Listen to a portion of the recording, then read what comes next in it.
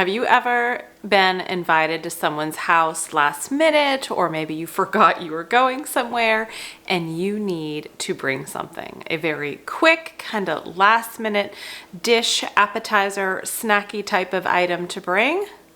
Well, that's the predicament I'm in today. Welcome to the Happy Homestead. I'm Amanda, and about 4 hours ago, my husband said, "Hey, by the way, we have my work party tonight and I need to bring a dish." Okay. Thankfully, I love him very much. He's a very good man. And I love to be in the kitchen and cook. And so we're gonna put something together. I promise you, this takes very little effort, very little time. You just might need to go to the store and get a couple of the ingredients, but I'm gonna show you 2 appetizers that you can put together fairly quickly. The first one involves these mini Pho Shells. This is just my local grocery store brand, but they come in a larger kind of big box brand called, I think it's Atheno, here in the United States rather, but it's basically phyllo dough that is kind of shaped into this little individual cup-like container, and you can fill it with hot or cold items. They're pretty. They're kind of single serving, right? So it's a lot easier for people to just grab things. It's easier for on the go. And they almost always get eaten with nothing left to come home. So I'm going to be stuffing these Pho Shells 2 separate ways. Oh, by the way, these are found in your freezer section of your local grocery store. We're going to be stuffing them in 2 ways. One is going to be with pear, chopped up little pieces of pear, blue cheese crumbles, and then it's baked and then drizzled with honey. The other way is going to be pear with brie, little pieces of brie, and topped with hot pepper jelly. You could also substitute the pear for apple if you had that instead around. I think that would work very well. But really what we're doing is the sweet with the fruit, very light sweet, right? With the creaminess of the either blue cheese or brie, and then topping it with either the honey or the hot pepper jelly, just to add a little bit punch and more depth of flavor, whether it be the honey or a little bit of the sweet heat with the hot pepper jelly. So I'm gonna start chopping pears, putting the chopped pears in a container with a little bit of lemon juice just to keep them from browning until we're ready to fill everything up. So depending on how many you're making, you could probably get away with just either 1 pear or 1 apple, depending upon the fruit that you're using. I have 2 pears here just to start because I'm hoping to make quite a bit. There are 15 of the shells in my containers, each 15 each. So I plan to do, I'm thinking 60 total, 30 of each flavor. So I'm just kind of chopping the pear.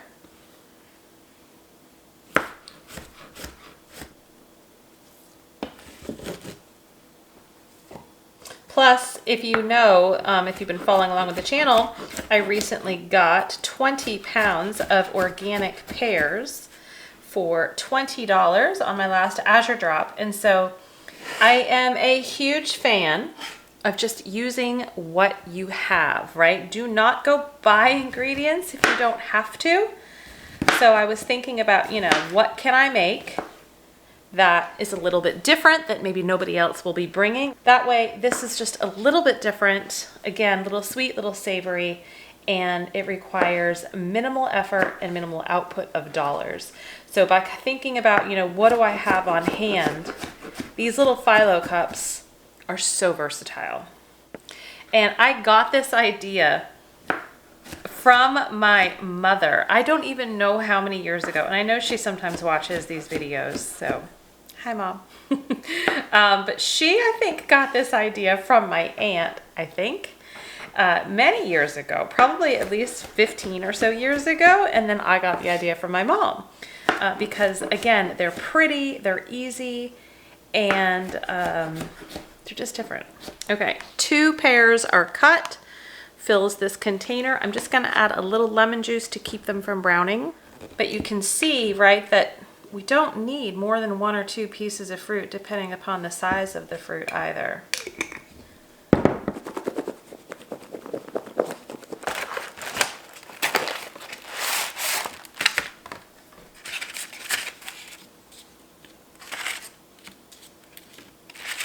I've got 30 of the shells out here on my sheet pan.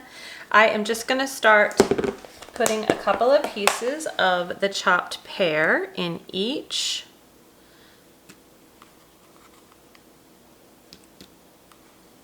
You don't want to fill it up too much with the pear because you need to leave room for, in this case, the blue cheese.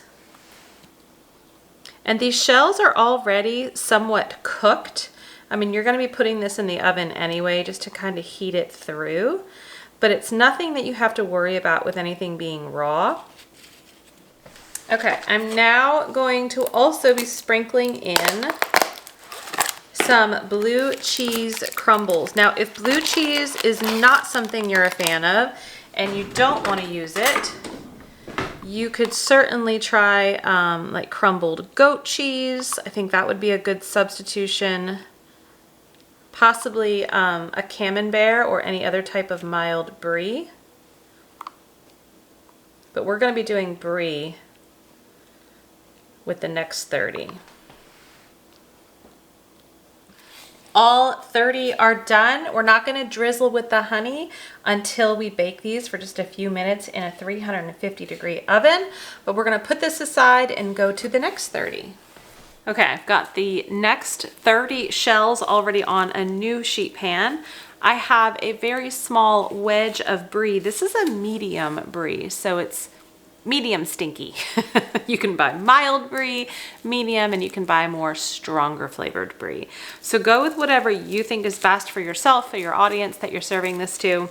But I went with a medium brie. I'm just going to kind of chop it into some pieces, right? With the crumbled blue cheese, it was easier just to kind of spoon the crumbles in. Now with the brie, I'm gonna have to try to chop this into some smaller pieces, but we're gonna do the same exact thing with these shells.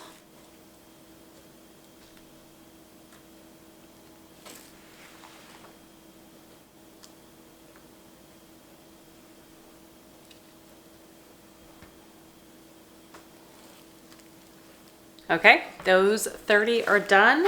I am going to preheat the oven to 350 degrees and then we'll get both trays in for about 5 minutes.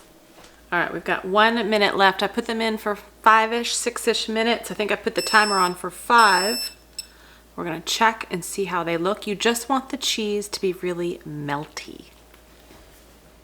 Not melty enough. I'm gonna go for 3 more minutes. In the meantime, I've got my honey out and I've got a 1/4 pint of hot pepper jelly that I made in August of last year, 22. So we're going to be drizzling half, which is 1 sheet pan of our phyllo cups with honey, and the other half, the one with brie, with hot pepper jelly. Okay, they were in for about a total of 10 minutes. The brie doesn't melt as like you would think traditional cheese, but the blue cheese crumbles are somewhat melted together. So all I'm gonna do is start drizzling, but I'm gonna try to get as many of these shells a little bit more compacted here so that I am not drizzling honey or hot pepper jelly all over the pan. I want it in the cups as much as possible.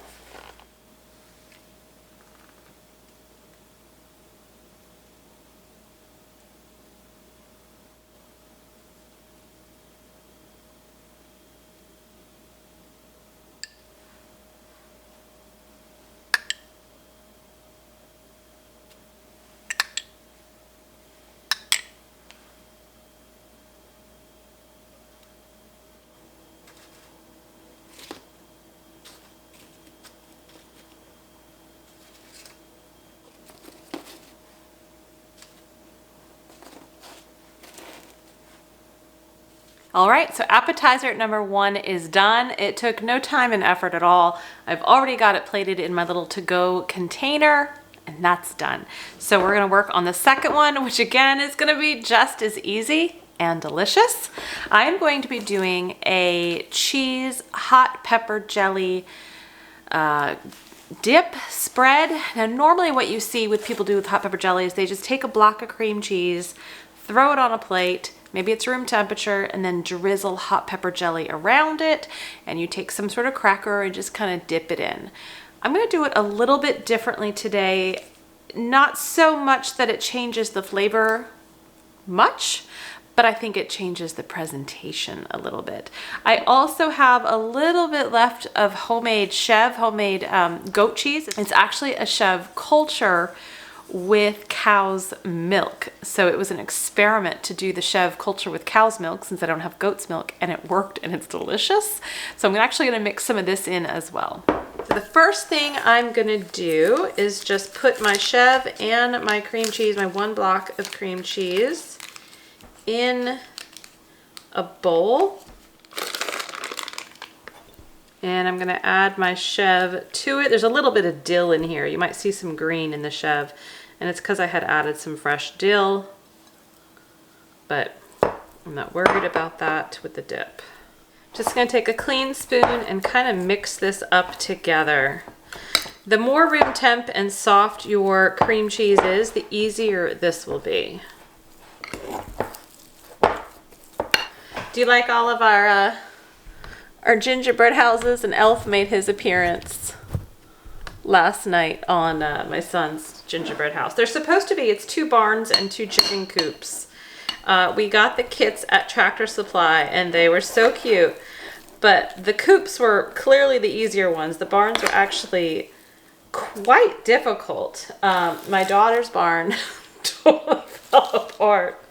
She kept calling it the haunted house. It was all I could do to keep from laughing when we were doing that. All right, I think this is pretty well mixed. I'm just gonna add a pinch of Redmond real salt. Okay, and I have a pie plate here. I am going to scoop out my cheese mixture onto my pie plate, and I'm gonna try to spread it pretty thin.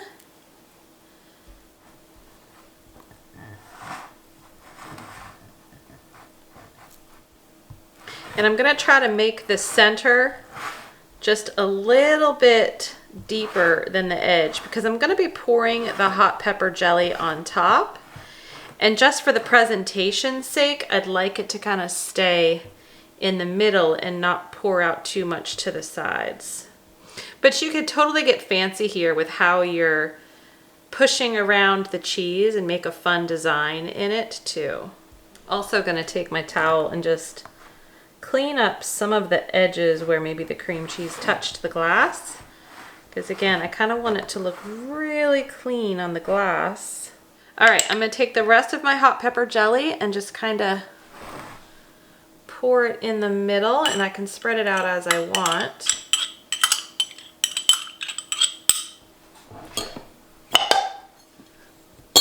Friends, I am opening another one from the pantry just to make sure I've got enough on here with what I'm trying to go for.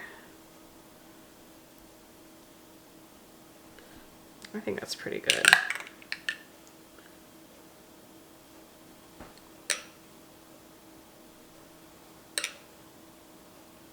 Now I don't have any fresh chives right now, but I have some freeze-dried chives. You could easily use dehydrated chives. You could use fresh scallions that are chopped. I'm just gonna crush them a bit in my hand and then start to sprinkle.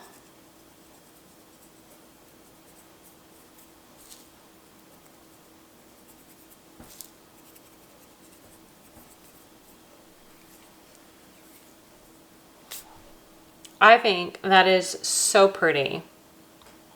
I'm gonna cover this with plastic wrap, put it in the refrigerator, and then it will be great and stick in the fridge until we're ready to go.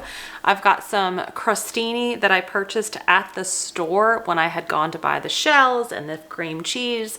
So we'll serve this with the crostini and we're ready to go to the party. I just need to get myself ready for the party.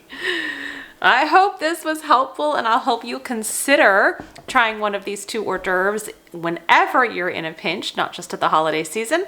You've got people coming over or you're going somewhere and you need to bring something. I hope this helps out. Let me know if you try it. Thanks for joining me today. Stay healthy, stay well. Happy holidays. I'll see you soon. Bye-bye.